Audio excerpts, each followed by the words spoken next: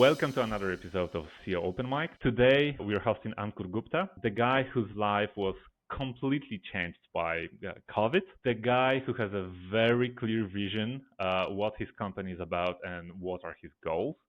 And I gotta say, the guy who's extremely determined to achieve those goals. Hi, Ankur. Nice to meet you. Nice to have you. Hey Bartek, pleasure to meet you again. So let's start from the beginning. So, what's your story? What's the company you run right now? What it's all about? I'm the CEO of TopSpin Games, which is basically a game provider. We build games with Asian themes uh, and bringing some unique Asian game mechanics and uh, going for the iGaming world, bringing basically Asian stories, Asian game mechanics, and introducing them into the iGaming global community. So you're not targeting really Asian markets. You're targeting like all of the markets in the world. Yeah, so the Asian markets are evolving. I mean, there are things happening there. Uh, yes, so that would be the larger goal eventually to be somebody who's already done the work for those markets. Uh, but uh, those markets are early at the moment. Uh, so trying our hand at the other global markets, which are much more regularized and mature. By mature, you mean crowdy and a lot of competition. Is that what Yeah, you mean? that is the challenge. That is definitely the challenge, and but that's also where we're learning, and that is also teaching us a lot in terms of when our games go there, how they perform, and there is a gap in the market. I mean, new game providers have come along with like lone limits, right? They have a theme which is like a dark theme, so and those games are doing well, and we've also seen it that our games get good traction from Eastern Europe markets or Poland markets, and it's interesting because people are curious. I mean, when there is some new kind of content that comes along, people are definitely interested, and that's exactly what we're exploring while building up for the future Asian markets as they get regularized. Definitely. I mean, I remember when we talked because I think I'm not going to reveal any secrets if I said that we've already met in I think that was Lisbon for SBC, and then in Malta. And I remember the USP of your company, or even the UVP of your company, as I understood it, it was to bring since on Western markets like Europe or America, you have a lot of Asian or Indian people around there. They are not really addressed by. Absolutely, absolutely. So that's what I call something like so markets today are become huge, right? And Mhm, the trick today, and as we've seen with the influencers and anybody, right, is to find a niche mhm, so that you can have targeted marketing at a certain target market, which makes it easier and actually makes it more valuable. mhm, Like I always give the uh, example of a gym instructor, right? Uh, there are gym instructors everywhere, right? mhm, And but a gym instructor who says that I he specializes in maternal recovery, post maternal recovery, mhm, becomes an expert and charges a premium from all the women who just had ladies who've had babies, mhm, and they go to this guy because he's an expert, so-called expert. We don't know whether he's an expert.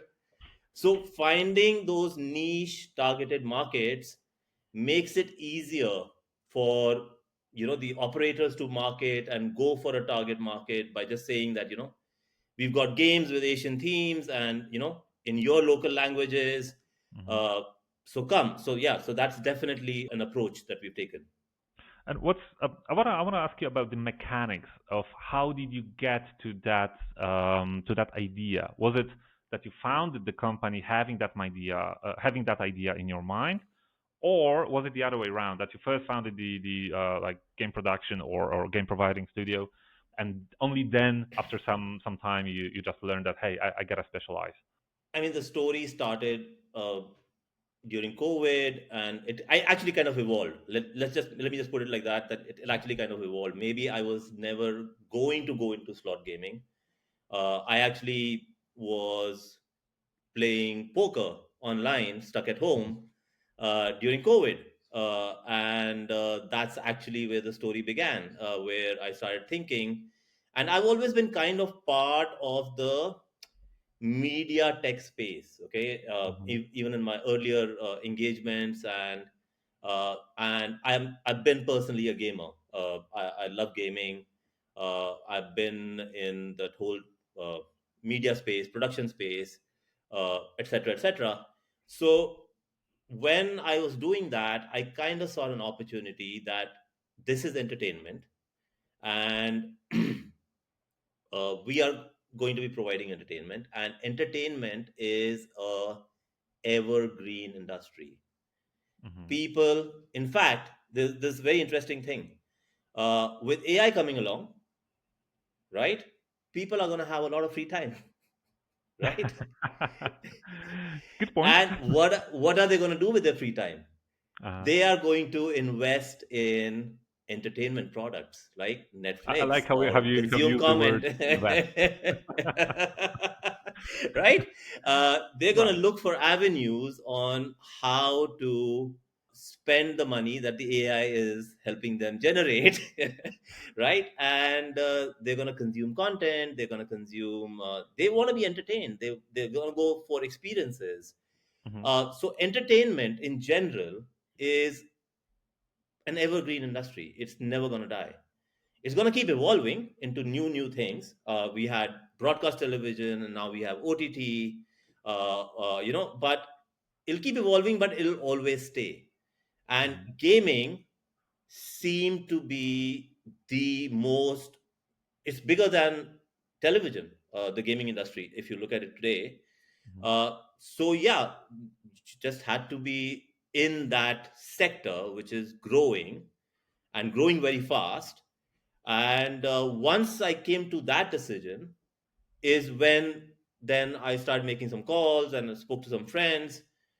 They put me in touch with some people, and I I'm here, and I kind of figured that okay, this is a market, and slot games and these kind of games are like these instant games, right? Like uh, they're casual games. They're much more casual games, uh, which are not as, and to be honest, the poker market was quite populated as well, and there was a small gap where Asian themes and these kind of games kind of made sense. Also, certain opportunities come your way, which kind of open the doors and then lead you there, and then you take that. That this was the door open, Mhm. and I took it. I kind of did my research on it, and yeah, that's what it kind of evolved into. Then eventually, slot games, uh, and uh, every culture has their own unique games, right? And uh, we've been exposed to a lot of the games from the West, and those game mechanics are also out there to be explored and to be taken to the world. And when you bring in something unique and you try different unique things, uh, I mean, I think it's worth the experiment to kind of Mhm. see if it works. I wanna come back to the details of the process. In my head, how I understood what you said, you always were somehow attached to the gaming industry. That's a fact. And the second thing is that you played heavily poker online during the COVID. I get it. But how exactly did you get to the point where you said, all right, I want to produce slot games? So you said you did some calls. You said that some doors Mm. opened when you started talking to people. But what I'm really trying to ask is that I generally meet two types of the people. So one type is that they analyze all the data around. So they're like, measuring the competition, measuring the market size, measuring potential profits and all that. And the other type of the personality, which I belong to that group, is like YOLO group. Like, oh, it sounds like a great idea. Let's just do it. So I just I wanna go through the your process. It is something like the YOLO group. In fact, YOLO group was my first meeting that I had with Wow. and that was my first presentation. Actually, I've traveled a lot, right? And I've played Yeah, slot noticed. games. I've been in Vegas, sitting on the slot games, And to be honest, right, earlier I used to think that slot games are not worth it at all, Hmm. right? Hmm. But then when was introduced, so let's just say that I called up a couple of friends, and they said that that's an opportunity. Why don't you explore slot games? So I started playing slot games. Let's just say that, right? Hmm. And when I started playing slot games, I got into the math of it, right? I started thinking. I kind of started putting a science around it. And when I started doing that, I kind of got addicted to certain games. I went for, I, in fact, used to maintain Excel sheets with each data game round to see after how many spins does the whole thing come.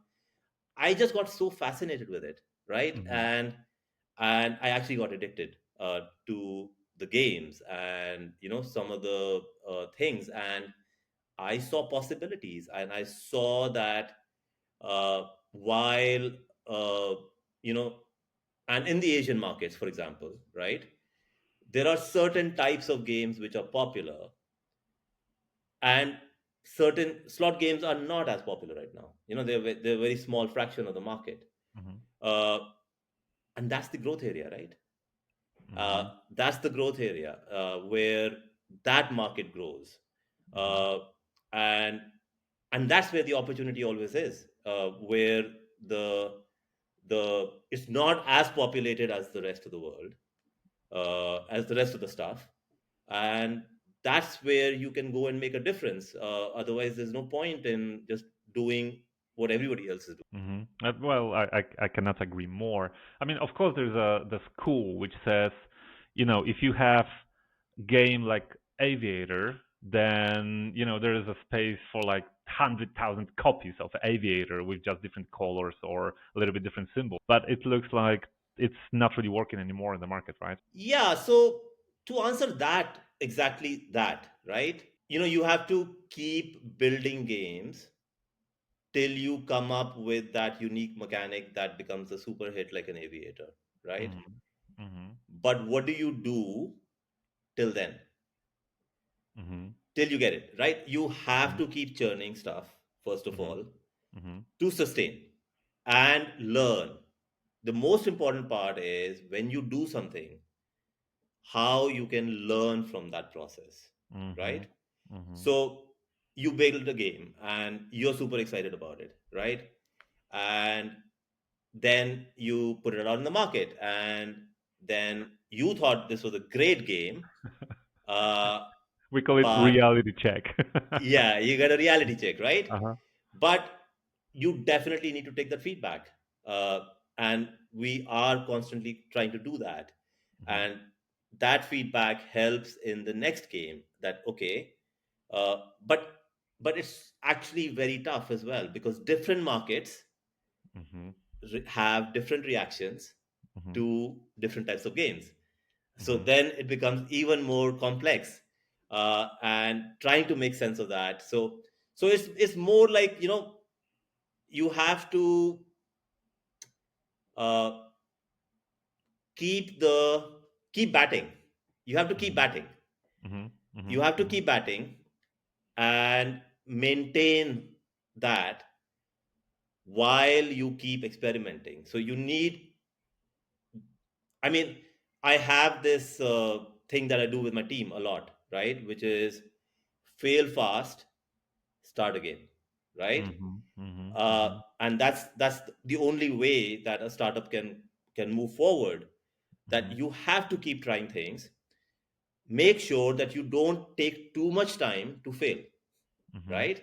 mhm, Go ahead, do it. Okay, hasn't worked, go back to the drawing board and start again.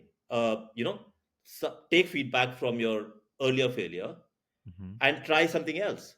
And as long as you can keep doing that, I am 100% sure that you're gonna come up with uh, the super duper hit game Hmm. uh, that'll work.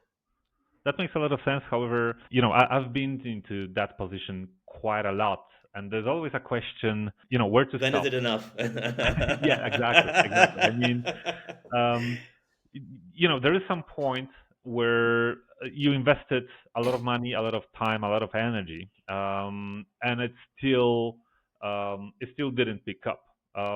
So do you have a definition of this kind of stopping point, or is it still in your guts that, well, let's take it from here and let's see what happens, and Well, I mean, there are a couple of ways to look at it. Okay, I'm building games, but along the way, there are many other assets that I'm building.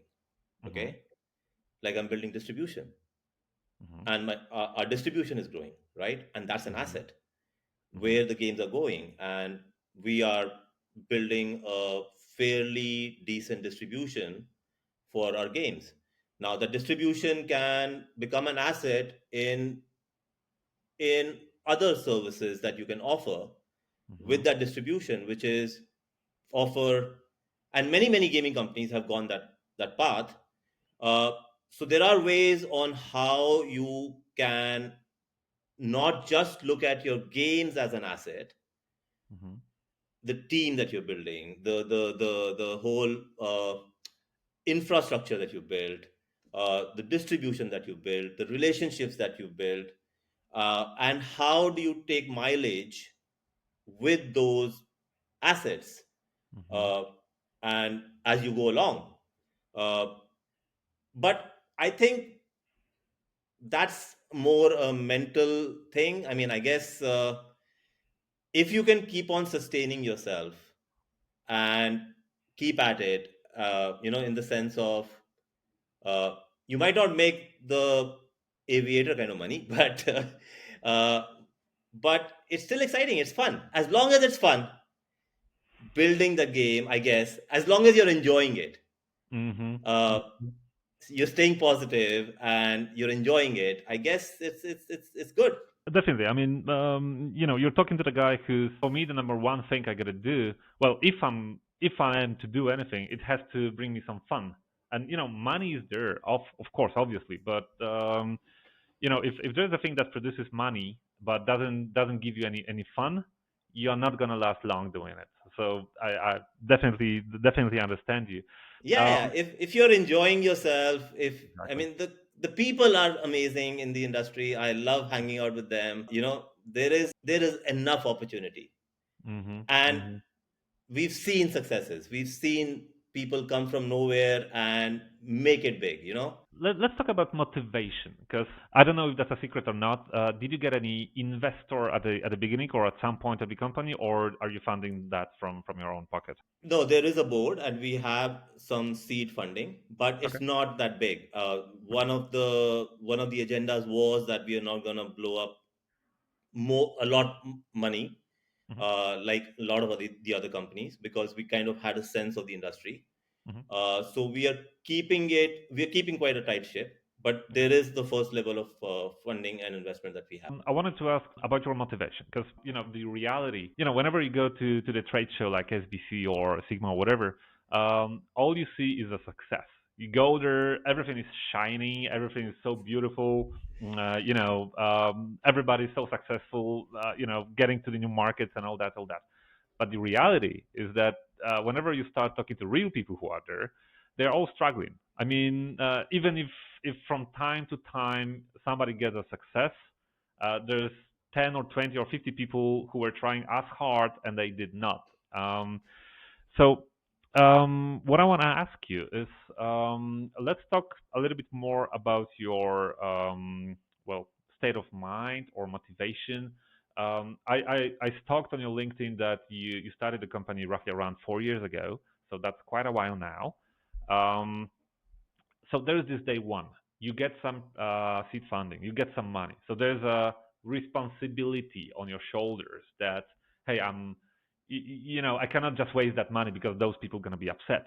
And then you create the first game and you don't make millions out of it. Then you create a second game, millions are still not coming, and then the third, and then the fourth, and so how do you deal with that? What's How do you help yourself from not being buried under all the bad news, especially at the beginning? Well, actually, I mean, that was expected. So Hmm. uh, I was expecting it. And Hmm. so I was mentally ready for it. And what is important, let me tell you a funny story, okay? So uh, when we started 4 years back, it took us, and I've always been a sales guy, by the way. So, I'm a salesperson in everything that I've done in my life. Uh, so I had started selling even before I had the first game ready. I had the Hmm. larger concepts, right? Hmm. So I was in a situation where I had got the distribution Hmm. and I had no game. Okay. So Wow, lucky you. Sounds good. so I was selling concepts, good looking concepts, Hmm. and we finally got the games. And when we went live for the first time, right? I was like, yeah, we're going live. Yes, right? Okay. And I went live, and then I'm sitting there, not a single game round. Right? Nothing, zilch. Okay, and I went live with two games, I think. And I'm like, what the hell is happening? And then I made some calls. I connected to the operator, and the operator said, yeah, it's just a soft launch. I said, I'm having to search for my game, right? And that's Hmm. when the reality hit me that, oh, I Hmm. have to get promotions. I have to spend more money now to get Hmm. promotion, right? Hmm. Okay, I learned promotions and I did a deal for promotion. The first month, Bartek, I think I just made enough money for a coffee. Woo. Right? And I was like, okay, what the Hmm. hell? And I mean, I wasn't expecting it to be that low, right? I was expecting it to be not that like millions Hmm. or even thousands, but Hmm. $10 or 10 euros, right? So that's where the journey started, right? And so from a 10 euro income in year one, yeah, we've grown and I've learned it the hard way. And earlier, my advisors and people that I talked to always used to tell me that, you need to have a portfolio of games and, you know, distribution, and then it starts multiplying. And I've seen that today we have 172 operators and 2730 games. Not bad. So we've just been at it, right? And we've just had a focus on that. We've just focused on growing distribution and building the games. And now we're pausing for a little bit. We're taking stock. We're taking stock of where we are. The numbers have gone up dramatically. The revenue's gone up dramatically.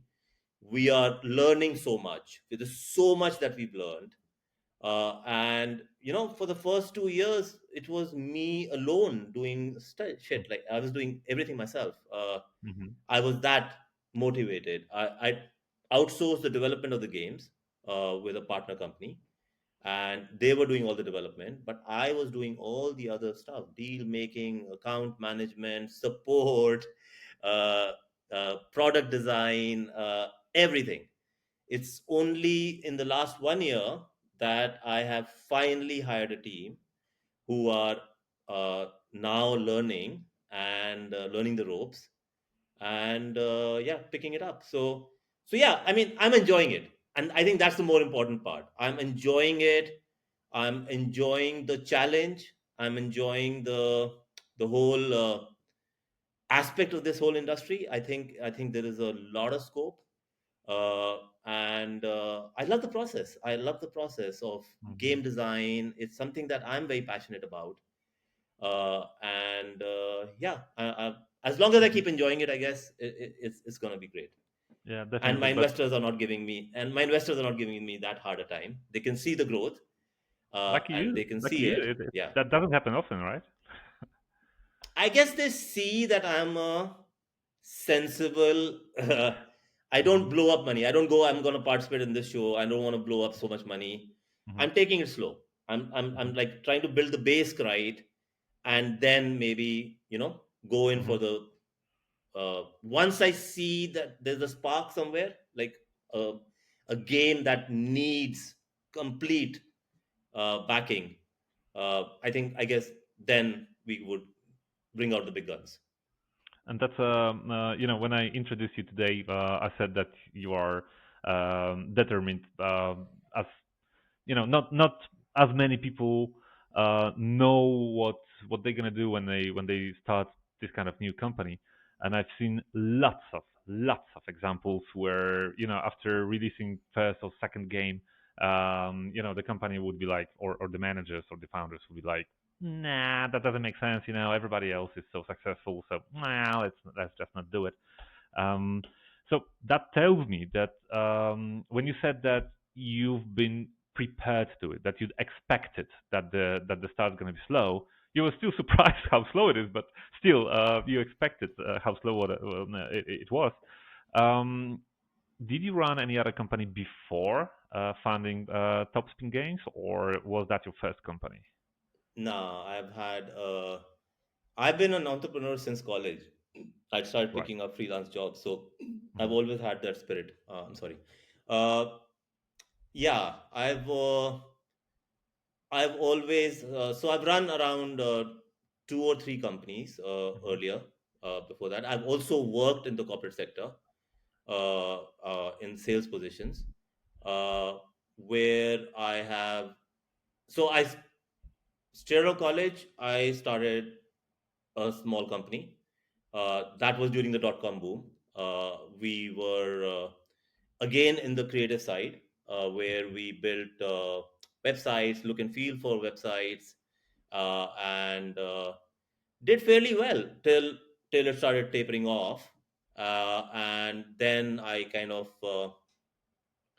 got into the broadcast industry. I took up a job actually Hmm. to kind of learn how the big boys do the do the work, and that was a learning experience. So then I had a career uh, handling international sales for a graphic design tool for the broadcast industry.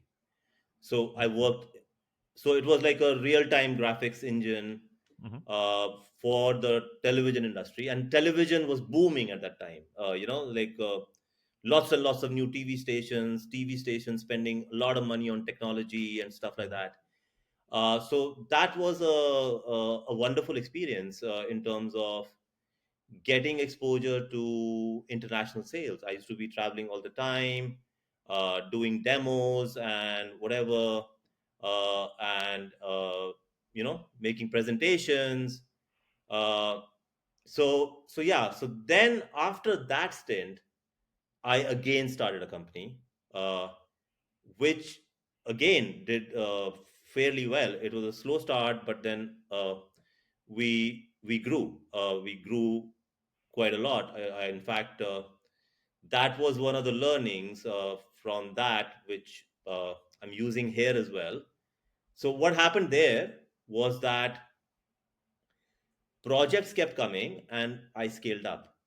Hmm. I scaled up with the projects, and it was a services industry. So that's another challenge, right? By the way, I have always been kind of part of the services industry, and this is a product industry Hmm. where product. So it's a different mindset altogether, actually, right? And so Hmm. in the services industry, we were getting projects, and I was scaling up. I was hiring and hiring, and then the project started disappearing, and I just could not sustain the scale up. I didn't scale down because in anticipation that I'm going to get more work, and I just got that wrong, right? And that was my failing, right? And so when this happened, I was super conservative. I am not gonna hire. Mhm. I'm not gonna hire. I did everything on my own. Also, because it was a new industry for me, new people. Mhm. If I don't know the ropes, uh, how will I even pass it down to anybody that I bring along? Mhm. So that was one of the reasons, and I was enjoying myself a lot, Mhm. doing the work and learning everything.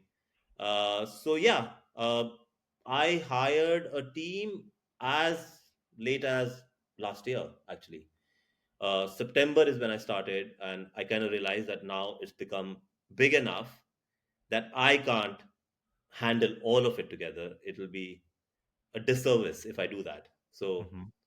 so So that's when what was I that's when.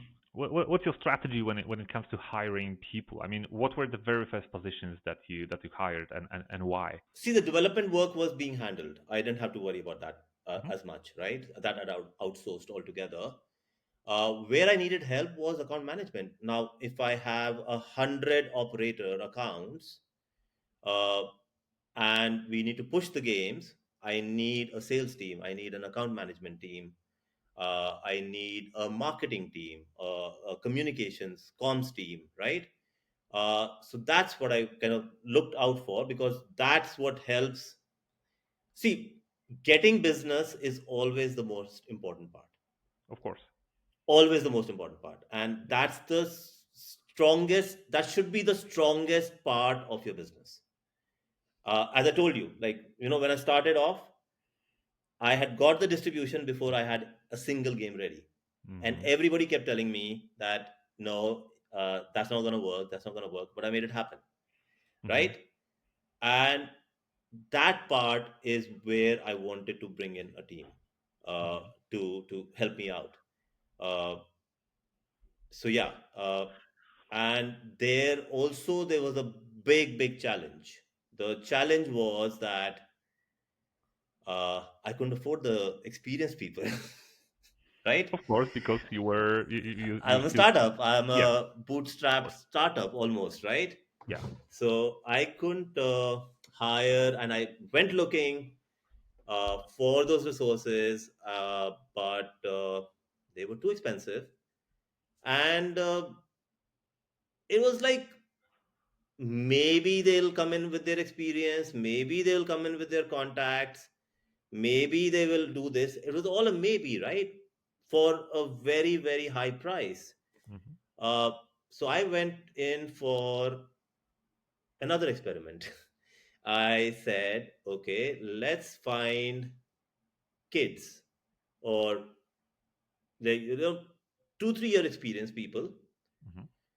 with the right attitudes and a passion for gaming, Mhm. and I will try and groom them. And the way I was thinking was that uh, they've got uh, they've got a hunger to learn and to grow, right? Mhm. And they are passionate about games. They kind of understand games a little bit. They play games. So that's what I went for. I basically interviewed them. I checked them for. It was a fun interview where I was basically trying to assess who they are Mhm. and what is it that they're looking for in life, and yeah, and I got them on board. So let's just say that I got 3 4 people for the price of that one person. Sounds like a good uh, deal. but yeah, but that's not the right thing to say, Uh-huh. but yeah, it's been working out quite a bit. I've been able to scale up. The kids are the team members are hungry to learn.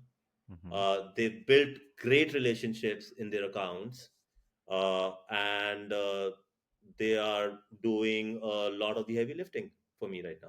All right, I have a couple of thoughts here. So one key takeaway from what you just said is to keep experimenting. I mean, again, when I talk to the people from that or any other industry, I hear a lot arguments like, "Nah, I don't have money for that. If I had different budgets, then I would do it." Fuck no. I mean, it's all about being creative and all about experimenting because, yeah, once you're gonna be a huge company with unlimited budgets, then yeah, of course you can do, the right way.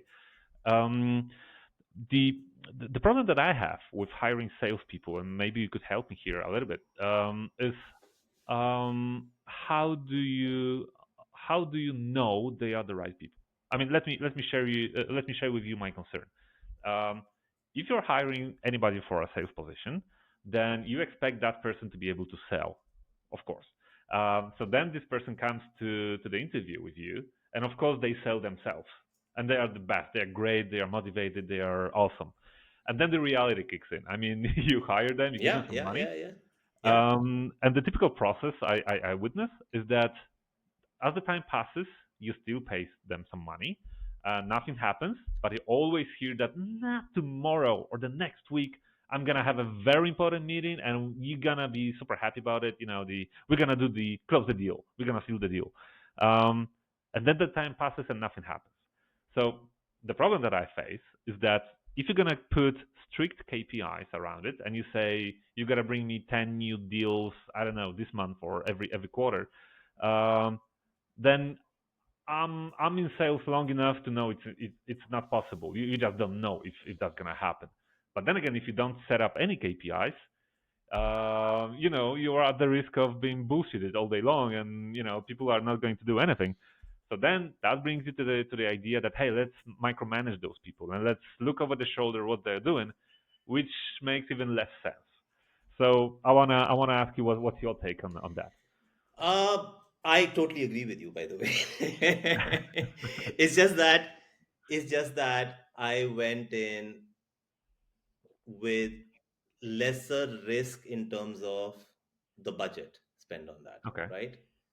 That's one, first of Okay. all. Yes, uh, I have to admit I have gone wrong in some of the hirings, and some of the hirings have worked out well.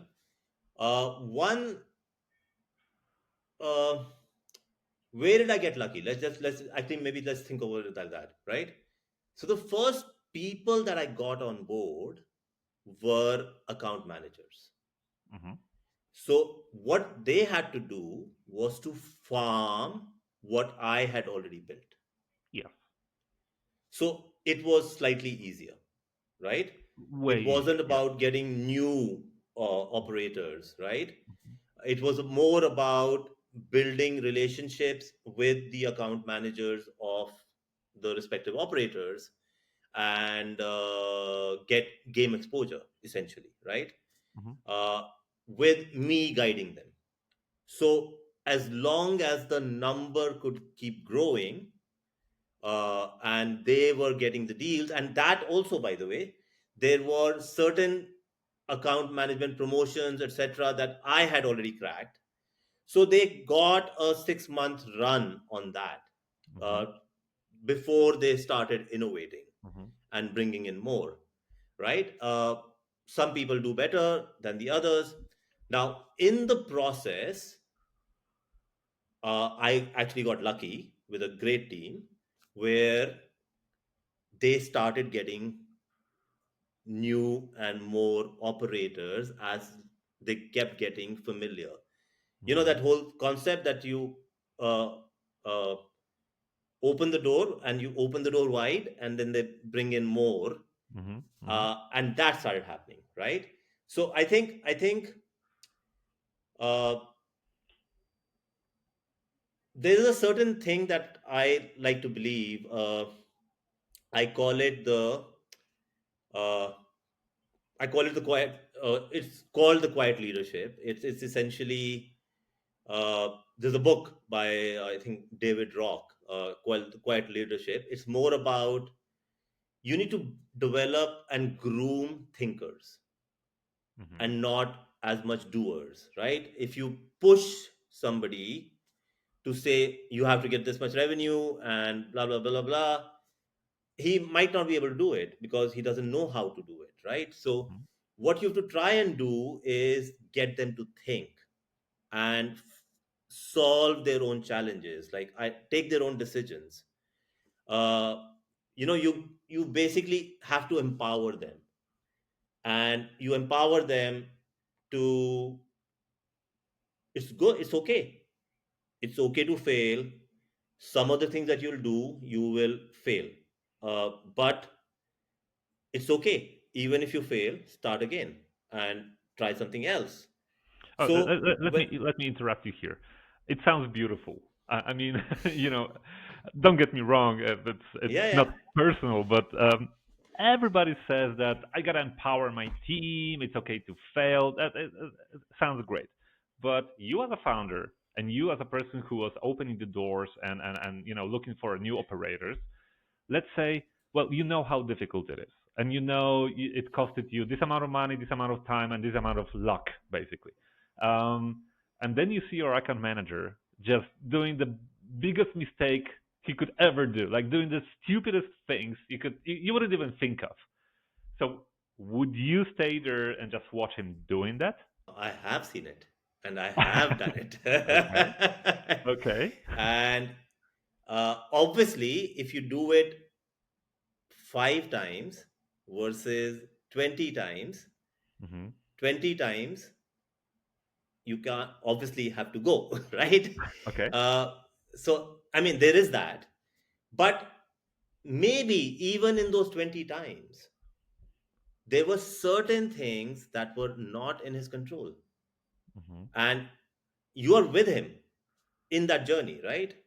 So you are kind of evaluating it. You are kind of always giving him that encouragement.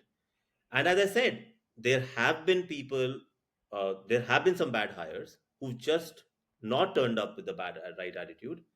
But it was something that I didn't lose too much. Let me just say, right? Hmm. Hmm. And some of the people have shown. I mean, they've done exceptionally well. Where sometimes I they've taught me so much stuff, which was amazing. Uh, you know, so I another thing I think, Batek, is that uh, when you empower the people, you also align them with the complete vision of the company. You know, Hmm. you align them with the vision of the company. My dream has to be their dream as well, right? uh, and that goes for not just the salespeople, Hmm. including every developer, every person. Another thing I've seen, and it's very common, is that developer has no idea why he's building what he's building, right? Exactly. Yeah. uh, I have made it a mission to make everybody in the company be familiar that their action moves the GGR needle Hmm. forward. Hmm. And I'm trying to do that where so the first thing that I have anybody who comes and joins the company, play games. I don't care. Register in uh, 10 operator sites. I want you to know what every aspect of the business means. Hmm. Who is your competition? What are the games that you played? Why are you playing them? What is it that got you there? Hmm. Why did you stop playing that game? That is exactly my training. That's what I was doing in the beginning when I was Hmm. evaluating, right? I was like playing, maintaining Excel sheets, seeing what I liked about it, what I didn't like about it, what hooked me, what did not.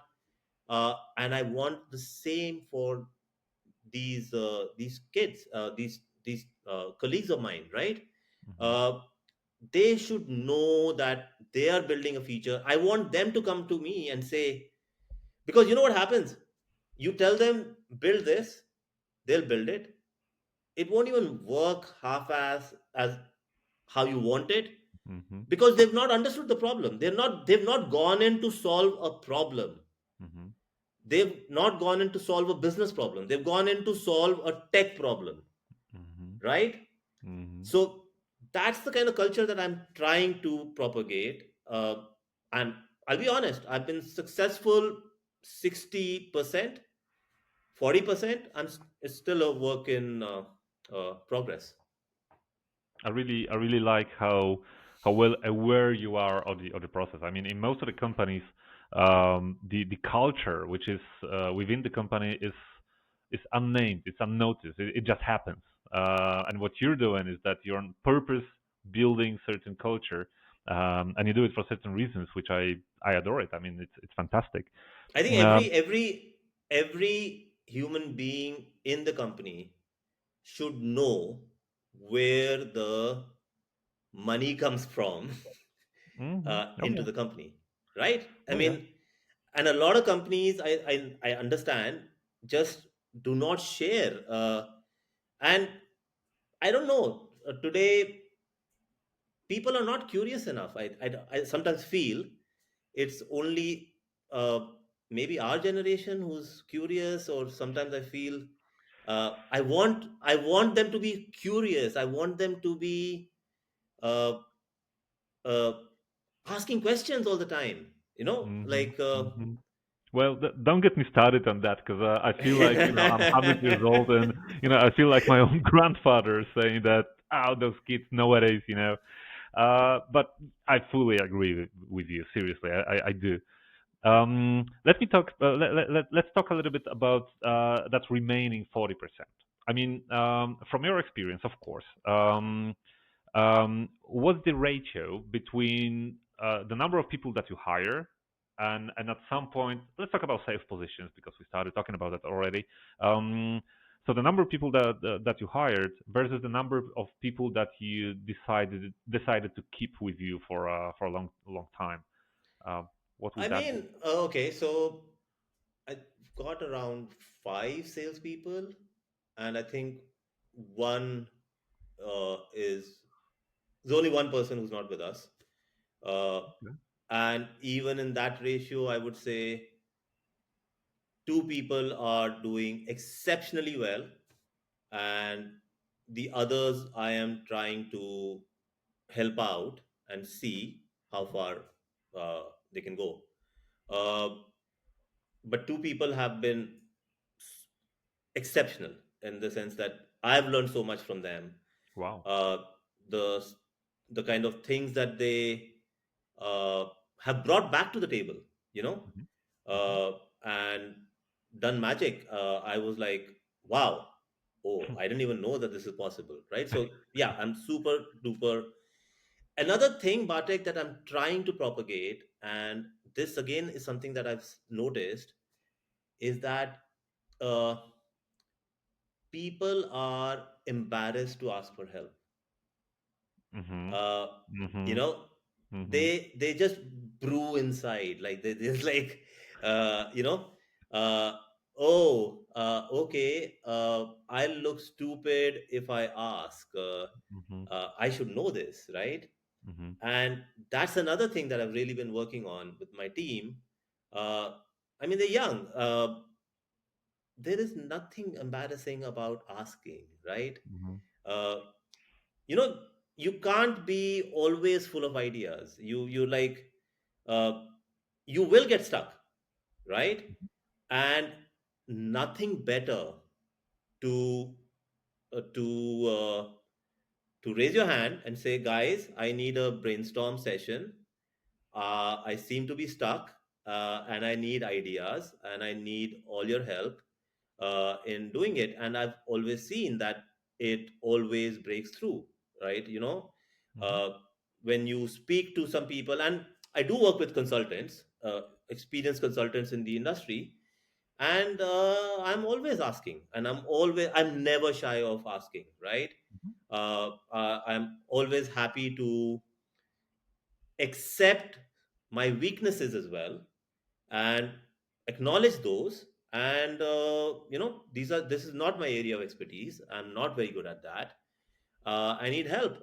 And guys, what should I do? And you know, uh, everybody's happy to help. There aren't many people who say no, and that's my experience. Uh, No, it's amazing because that's also my experience that if people don't ask, eventually the mistakes they're gonna make are even more pricey than simply stopping and asking and talking. Um, but how do you? Is it a matter of the culture that you try to create, where people are allowed to ask and there are no stupid questions and all that, or do you have any processes that encourage that? Processes I'm still trying to build. It's a small Okay. team. It's not that big a team yet. Right. Uh, yes, we are trying to build a process, but this whole thing about is constantly always saying it, and in the town halls and like, uh, and and still some of them do. Some of them still get stuck and they Mhm. keep growing, but then the KPIs come in, and then we starting to like what happened with that's the other thing, because we are trying experiments. There are many experiments Mhm. in Mhm. the Mhm. air, right? Mhm. So now we're trying to figure out a system where we are uh, tracking, saying that okay, what happened to these five, Mhm. uh, you know and essentially those experiments are innovative deal makings, right? How do you get promotions, how do you get more distribution, Mhm. uh, how do you uh, experiment with marketing and messaging and stuff like that, uh, because otherwise you just keep doing research. Okay, I will do that. I want action to be taken, because Mhm. when action is taken, everybody's pushed into doing things, and we find out, uh, okay, then and then we do have a feedback meeting on, in terms of, okay, what could we have done better, and we do a lot of meetings for sure, where we are constantly trying to understand what went right, what went wrong. Uh, we discuss the success stories of the campaigns that went right and how we can multiply them. Uh, yeah, so there's a So lot of interaction. There is a lot of I'm kind of confused here because your team is not big. How many people is that, by the way? Your team, how big is that at the moment? so now it's a team of around 12 to 15 people, not Oh, it's counting not the that small. development game development team. That's an outsourced team. Right, right. But a Yes. 12 people team, which is project manager, tech, and support, and account managers and sales. All right. Because the reason why why I got confused was that um, with the small team, you have all those benefits of being quick, of being elastic, being agile, and all that.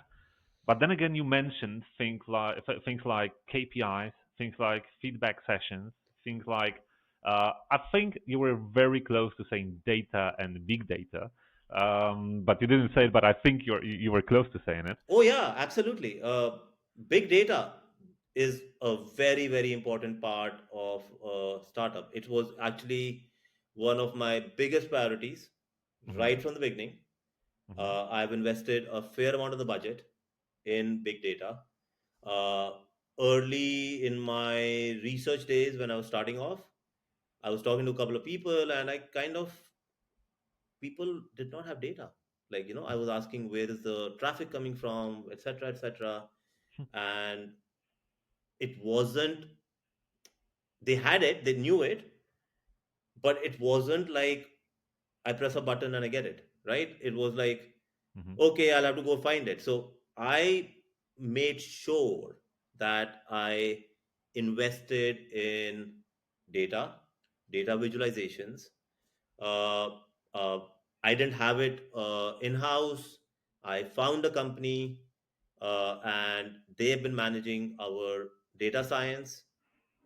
and also giving us advisory consulting as well, uh, on what should we be thinking, how should we be thinking, and So and what that's helped a lot. actually in details? What actually do you use that data for? Is it to come up with the ideas for the new games or new marketing strategies, or is there something else? Uh, Both actually. We can tell where is our traffic coming from, Mhm. which games are performing, which promotions are working the best. Uh, you know, what is there's so many parameters that you can evaluate a game on, right? What game is getting what kind of average bets, uh, number of repeat players, how many sticky players, how many promotions uh, led to sticky players, did the game get popular, without a promotion what's the performance, etc., etc. So there is it's so vast. It's like it's crazy. I mean, I thought uh, I'm done with it, but it keeps evolving. Now I want to see the data like this. I want to see the data like this. And that's another thing, training the team into seeing the data. And those two people who've done really well are masters of the data. They see the data. They're like, I call them the DJs. They know which games to put where, and like Uh-huh. the DJ knows the mood of the room, right? And Hmm. so he kind of knows the pulse of the that this game does well and this game does well. This is the market. So yeah, it is when those numbers come back is when you know what to do, Hmm. and that is your only insight into the room, into the Hmm. dance floor, right? Hmm. So Hmm. Hmm. Hmm. so the data is super critical, and with AI coming in now, uh, I am really really keen to get into the zone where I say, hey chat gpt, tell me the answer Hmm. to my Hmm. next game. Well, I think AI is getting close to that. What I think you did not say, but it kind of comes out from everything else that you said, is that you've learned how to outsource. I mean, you do outsource development teams, you do outsource data analysis. So, um, do I get it correctly that you focus that that you very deliberately, that on purpose, you focus on the things that are unique for the business, meaning game creation, meaning improving the experience of players and all that, but all the rest is being outsourced. Do I get it correctly? Oh yeah, and that comes primarily from my earlier experience where I scaled up, Mm-hmm. hired. Okay, I need this, I hire it, right? Mm-hmm. Mm-hmm. And then it's just very difficult to sustain it after a Mm-hmm. while, right? So with outsourcing, like I could pause on my game development for a bit. I could Mm-hmm. slow it down. Uh, it wasn't like I had so many people on board. What will they do? Let's build games, right? Mm-hmm. Uh, it gives you that flexibility, and similarly for data science. And it is very difficult to always find the right resource and uh, and get them on board, uh, Mm-hmm. and especially with specialized fields and specialized areas. Mm-hmm. So it's not easy, and they come at a price. And if for that price you can outsource and still have the flexibility to scale down and scale up, I think that's the best equation, or the Mm-hmm. best balance that you can get in your cash flow.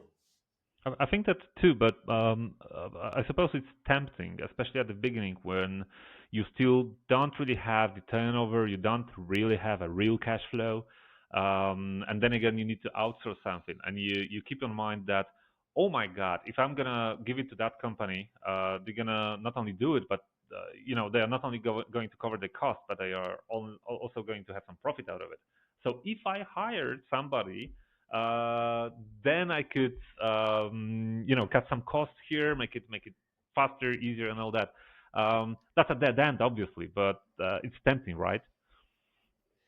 Uh, yeah, but it's also a dream, and I Mm-hmm. don't know on how many times has that dream really come true that you hired the right person for the right value Mm-hmm. and got everything right. Because along with, it's not just that person, it's the infra. Game Mm-hmm. development requires infra, Mm-hmm. servers, and many other things. Similarly, uh, data consulting requires infra, right?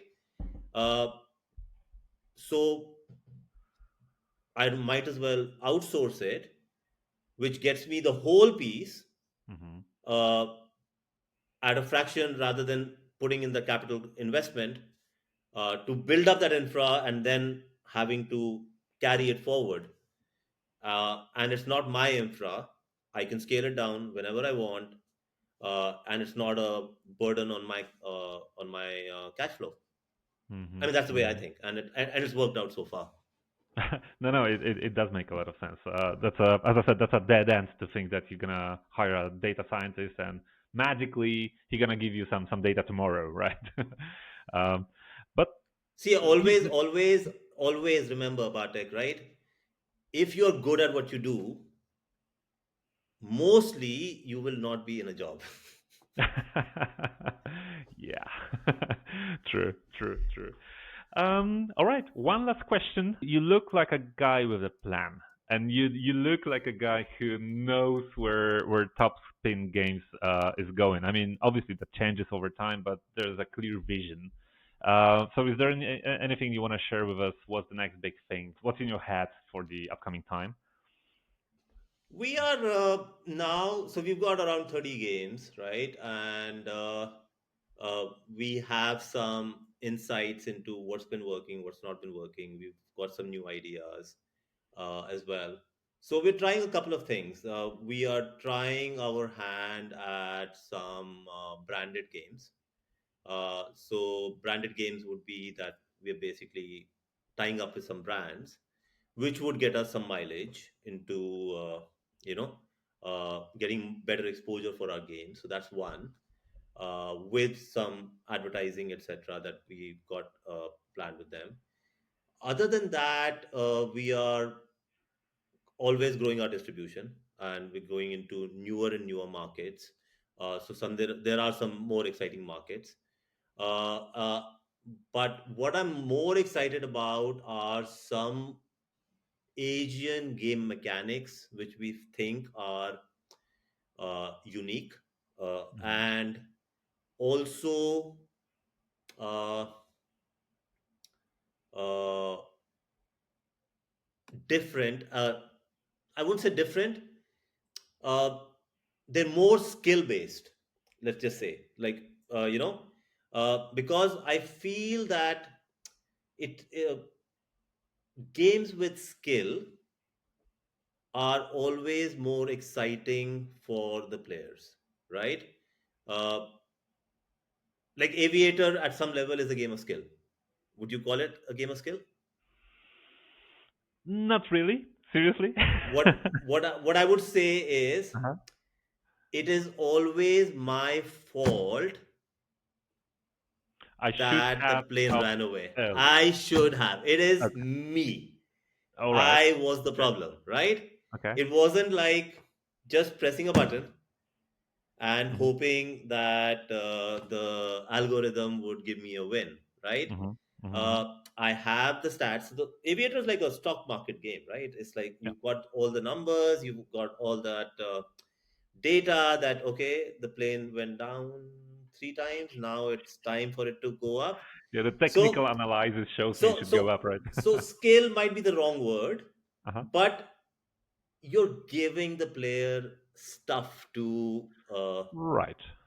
to ponder, to explore, to and make the player feel that his destiny is in his hands, right? So, Mhm. Mhm. uh, something like that. So there are some unique game mechanics here. Mhm. in Asia, and those are some mechanics that we are uh, building our next lot of games uh, in, and I'm quite excited about that. I think one or two of them definitely have the potential to become super hits or the next aviator, hopefully. So you just told me that it's not just slot games you are concentrated on, right? That's gonna be Oh no, all I different. think we're kind of done with our portfolio of slot games. Hmm. Uh, a portfolio, healthy portfolio, is very important for the business. So you need to have different types of games available because different games work for different markets. And now is the time that we are going into true experimentation mode with the games. Hmm. Uh, we've got the healthy portfolio that will sustain us, which will help us grow our distribution. Hmm. And now we can take a step back and explore what else we can do in the area.